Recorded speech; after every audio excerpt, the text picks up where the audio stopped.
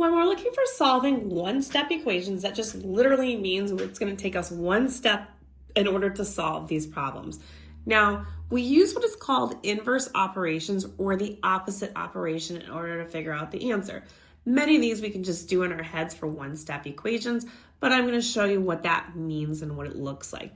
So in the first problem, we have x minus 6 equals 3.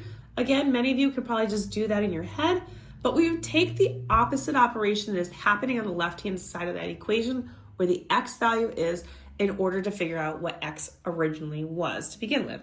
So we have that minus 6, so we're going to do the inverse or the opposite operation of minus 6, and we're going to do plus 6. And we're going to do that not just on that side, but we're going to do it on this side as well.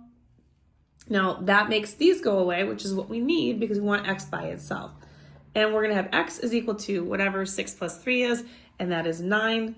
And then that makes sense because 9 minus 6 would give me 3.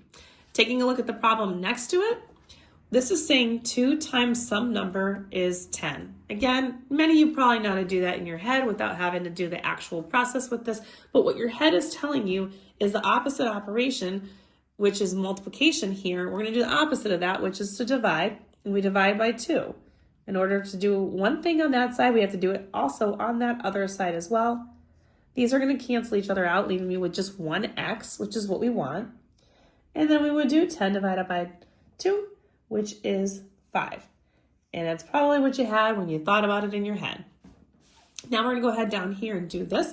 This is x divided by 4, which means some number, which is pretty much larger, is going to be divided by 4 in order to get me 9. So the opposite of dividing, in this case that we're doing, is multiplying. So we're going to multiply it by what we have here, which is 4. So we multiply this by 4. I'm doing that with a dot. That means multiplication. And if I do that over there, I'm going to do that over here as well. Now, the 4s are going to cancel each other out because 4 over 4 would make 1. And that would cancel out, leaving me with just the x. And then we would just do 9 times 4, which is 36. And again, does that make sense? Sure it does, because this would be 36 divided by 4, which would have given you 9, which is what the answer originally was. Now, if you like to look at this last one, we have x plus 2 equals 5. Again, probably pretty easy to do in your head without having to do much thought. But we're going to do the opposite operation here, which is to do subtraction of 2. And if we subtract 2 over here, we're going to do that over here. And so this is what your head is really doing when you're doing these types of problems. You just don't even realize it. That's gone completely, leaving me with just that x over there, which is what we want. And 5 minus 2 is 3, which is probably what you figured it was, because 3 plus 2 equals 5.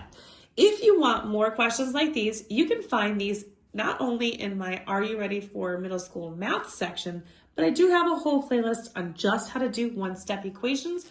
And these are all located on my YouTube, Instagram, and TikTok at YouWantAlgebra.